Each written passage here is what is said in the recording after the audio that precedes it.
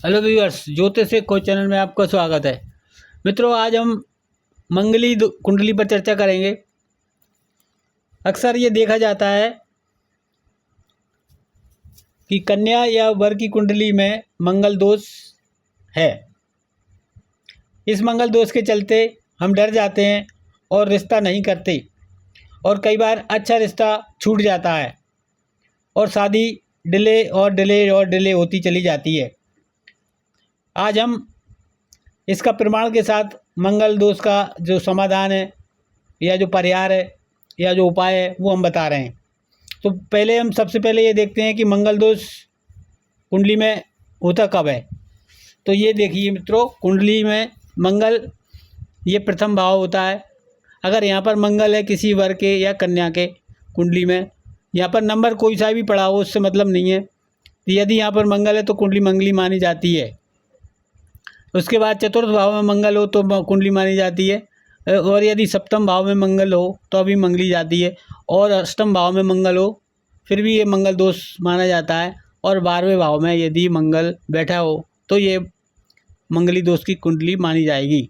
South में द्वितीय भाव के मंगल को भी मंगल दोष माना जाता है, परंतु उत्तर भारत में इन 5 घरों में ही मंगल को मंगली कुंडली माना गया है। तो जिस वर के मंगल दोष होता है उसी मंगली कन्या से ही विवाह करना उचित होता है। तो अब जैसे यदि वर की कुंडली में ये मंगल है कहीं पर और कन्या की में नहीं है मंगल, तो उसका उपाय हम कैसे देख सकते हैं, इस बारे में आज हम चर्चा करेंगे। तो यहाँ पर हम देख सकते हैं पगड़ी मंगल चुनरी मंगल। जिस वर या कन्या के जन्म कुंडली में मंगल लगन से या चंद्र से तथा वर के शुक्र से भी 1, 4, 7, 8, 12 स्थान भाव में मंगल हो तो मांगलिक गुण धर्म की कुंडली समझें। तो इसका मतलब ये है कि यदि पहले घर में, चौथे घर में या 7वें घर में या 8वें घर में या 12वें घर में मंगल की स्थिति है, ये लग्न से भी देखते हैं, फिर चंद्र से भी देखते हैं, और वर के केस में शुक्र से भी यदि इन स्थानों में मंगल होता है तो कुंडली मंगली समझी जाती है। अब इसका उपाय या समाधान क्या होता है वो देखते हैं। तो यहाँ पर लिखा है मंगल का परिहार यानी कि समाधान यानी कि उपाय। यदि कन्या के मंगल हो और वर के उन्हीं स्थानों में मंगल के बदले में शनि हो या सूर्य हो या राहु हो या केतु हो तो मंगल का दोष दूर करता है।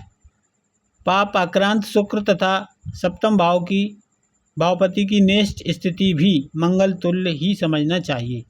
तो यदि मंगल नहीं भी है दूसरे के कुंडली में, तो फिर हम इन स्थानों में यदि कोई दूसरा ग्रह होता मंगल के स्थान पर, तो जैसे सूर्य होगा तो उससे उसका कैंसिलेशन हो जाएगा, राहु होगा तो हो जाएगा, केतु होगा तो हो जाएगा।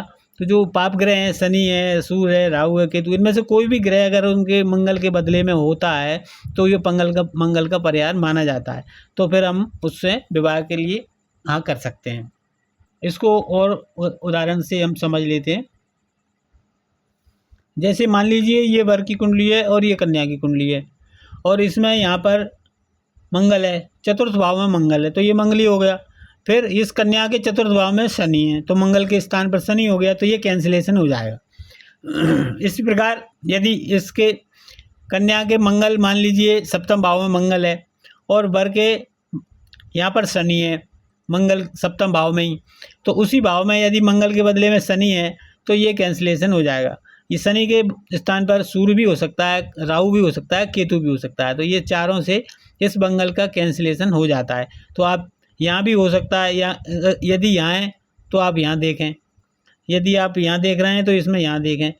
इसी प्रकार से जिस भाव में आप वर की कुंडली में देख रहे हैं उसी भाव में आप कन्या की कुंडली में देखें, और इन मंगल के बदले में यदि इनमें से कोई पाप ग्रह है तो ये उसको मंगल दोष को समाप्त करता है। और मंगल दोष के कुछ परिहार शास्त्रों में दिए गए हैं, तो इस पंचांग में हम देख लेते हैं। तो ये निर्णय सागर पंचांग है, काफ़ी प्रमाणिक पंचांग है और इसकी मान्यता हर जगह है। तो इसके अभी हम अंदर देखते हैं कि मंगल दोष का क्या क्या इन्होंने परिहार दे रखा है। तो यहाँ से हम देखें मित्रों, यदि वर कन्या की पत्रिका में जिस स्थान भाव में मंगल हो तथा अन्य कोई प्रबल पाप ग्रह भी उस स्थान पर ही हो तो भौम दोष नहीं रहता और परिहार हो जाता है। ये जैसा कि इसमें लिखा हुआ है जो अभी हमने देखा था। तो इसका उदाहरण हम देख लेते हैं मित्रों। इन्होंने कहा है कि यदि मंगल अपना ये किसी भाव में रहता है, तो यदि मंगल के साथ में कोई पाप ग्रह भी है आपकी कुंडली में, तो फिर उसके लिए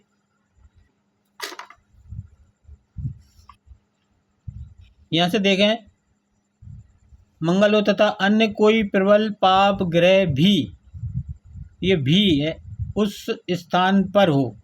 इसका मतलब मंगल के साथ यदि उसी भाव में कोई पाप ग्रह है तो ये मंगल दोष की कुंडली नहीं मानी जाएगी। जैसे इस उदाहरण में हम देखते हैं कि मंगल यहाँ पर है तो कुंडली मंगली हो गई, लेकिन इसके साथ राहु भी है, तो ये दोनों मंगल का कैंसिलेशन इसके साथ हो जाएगा। पाप ग्रह के साथ मंगल दोष नहीं। इसी प्रकार यदि यहाँ मंगल है और केतु इसके साथ है, या कोई भी ग्रह, शनि है, राहु है, कोई भी इसके साथ है मंगल केतु के साथ, तो ये आपको मंगली कुंडली नहीं मानी जाएगी।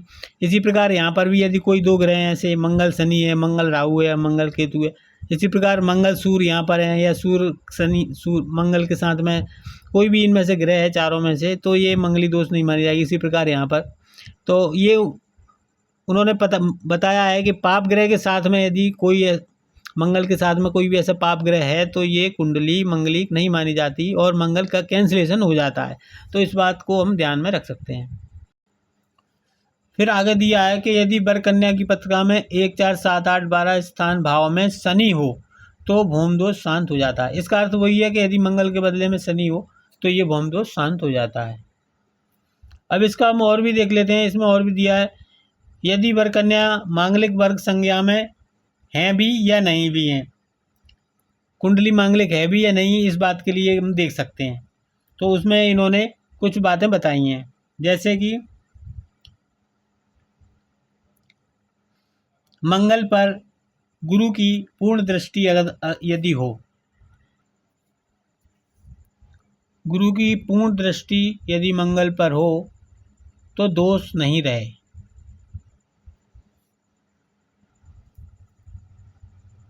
ये इसका सूत्र है, सप्तमस्थो यदा भौमो गुरुणा च निरीक्षिता। मतलब सप्तम स्थान में यदि मंगल को गुरु दृष्ट कर रहा हो तब तदा तु सर्व सौख्यम स्याद भौम दोषो विनश्यति। तो यहाँ पर मंगल का दोष समाप्त हो जाता है। इसका जो हिंदी में अर्थ भी आगे बताया गया है। तो ये निर्णय सागर पंचांग में कुछ इसके परिहार दिए हुए हैं पेज नंबर 68 पर, जिनको आप देख सकते हैं।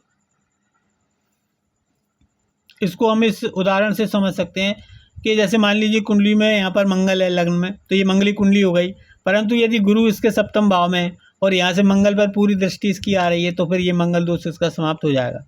इसी प्रकार यदि 12वें भाव में मंगल है और छठे भाव से दृष्टि इसकी गुरु की आ रही है तो ये पूरी दृष्टि 100% की दृष्टि आ रही है तो फिर ये मंगल दोष समाप्त है। इसी प्रकार यदि चतुर्थ भाव में मंगल है और गुरु की दृष्टि आ रही है तो ये समाप्त हो जाएगा, और अष्टम भाव में मंगल है और द्वितीय भाव में गुरु है तो फिर ये इस प्रकार से समाप्त हो जाएगा।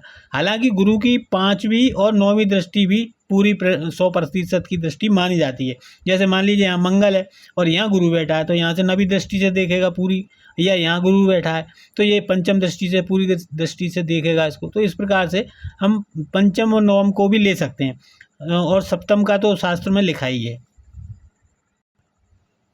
इसके साथ ही और भी इसके सूत्र बताएं, जैसे कि ये बताया है कि यदि लग्न में मंगल मेष राशि का हो अथवा वृश्चिक राशि का मंगल चतुर्थ भाव में हो सुख भाव में, अथवा मकर राशि का मंगल सप्तम भाव में हो, अथवा कर्क राशि का मंगल अष्टम भाव में हो, या धनु राशि का मंगल द्वादश भाव में हो, तो ये भौम दोष नहीं रहेगा। इसको हम उदाहरण के द्वारा समझ लेते हैं। जैसे मान लीजिए कि यहाँ पर 1 नंबर लिखा है, तो ये मेष का मंगल हो गया। तो लग्न में यदि मेष का मंगल है तो ये मंगल दोष नहीं माना जाएगा। इस प्रकार चतुर्थ भाव में यदि मंगल है और अगर वृश्चिक राशि वहाँ पर आ गई है तो वृश्चिक का मंगल चतुर्थ भाव में मंगली दोष नहीं करता है। इसी प्रकार सप्तम भाव में 10 नंबर लिखा है और मंगल है तो ये मंगली दोष नहीं माना जाएगा। इसी प्रकार अष्टम भाव में यदि कर्क राशि का मंगल है, 4 नंबर लिखा है, तो ये मंगल दोष नहीं माना जाएगा। और 12वें भाव में यदि धनु राशि का मंगल है तो ये 9 नंबर यदि यहाँ लिखा है और मंगल भी लिखा है तो ये मंगल दोष नहीं माना जाएगा। तो इसके आप मंगल नॉन मंगली से भी इसका विवाह आप कर सकते हैं। तो इस प्रकार हम देख सकते हैं और इसमें और भी पर्याय दिए हुए हैं, तो आप समझ सकते हैं, पढ़ सकते हैं। आज हमने इतनी चर्चा करी, आगे फिर हम और करेंगे चर्चा। तो इस तरीके से हम ज़्यादा मंगल से डरने की ज़रूरत नहीं है और उसका समाधान कई प्रकार से हो जाता है। और अपना अच्छा बना बनाया रिश्ता ख़राब ना करें और शादी को डिले ना करें। तो ये थोड़ा सा मैंने आज एक वीडियो बनाया था, तो इसको आप समझ लें और इसका लाभ उठाएं। और आज इतना ही। नमस्कार, धन्यवाद।